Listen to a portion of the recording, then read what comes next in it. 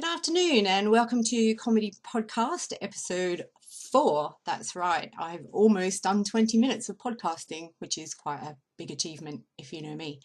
Today I thought I'd start off with Nadine Dorries. It'd be hard not to, really. She's a MP, Conservative MP in the House of Commons. And she's a Conservative MP in a party that is actually in government. So she does have a job, quite a well-paid job, but what she has decided to do is get on an aeroplane, fly to Australia and become part of I'm a Celebrity, Get Me Out of Here.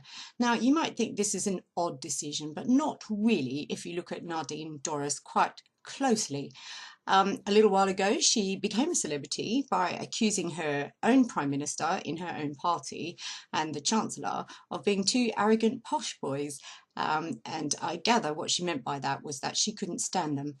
Well, so there she is.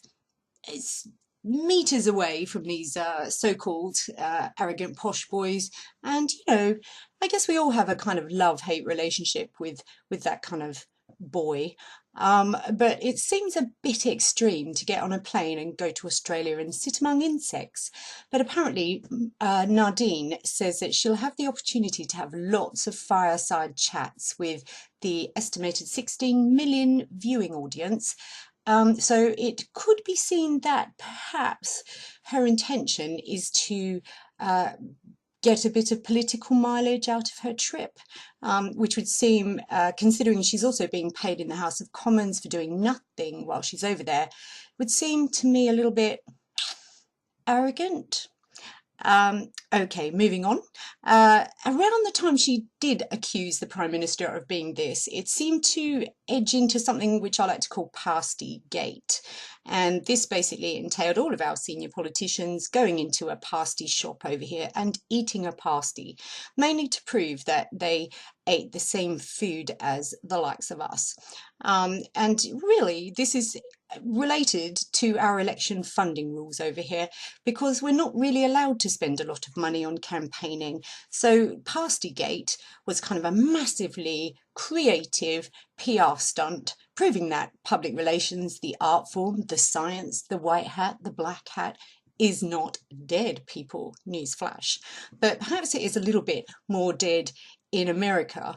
And I do have to move on to sort of a mystical discussion about my incredibly accurate prediction that President Obama would be returned to power. If you look at comedy podcasts 1, 2 and 3 over the last 3 days, I think you will find that my powers as a seer are clearly natural, because I did predict accurately that President Obama would return.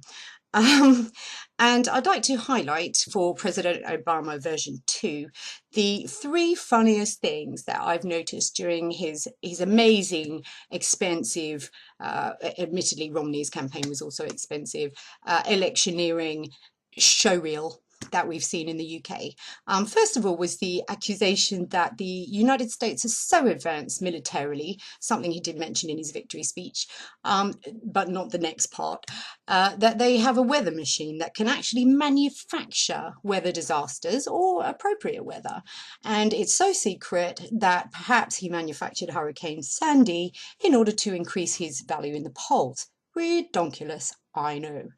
The second one was the return of the birth certificate Mark II, or we could be up to about version 37, where Donald Trump decided to offer a massive financial reward if someone could find President Obama's college certificate. Now, I don't know about you, but I would say that this is a little bit redonkulous. Number 3 was a very elegant interview that I saw this morning on BBC with a Republican supporter, an English Republican supporter. And sorry, this podcast is already going to go over, but it's quite interesting today. If I do say so myself.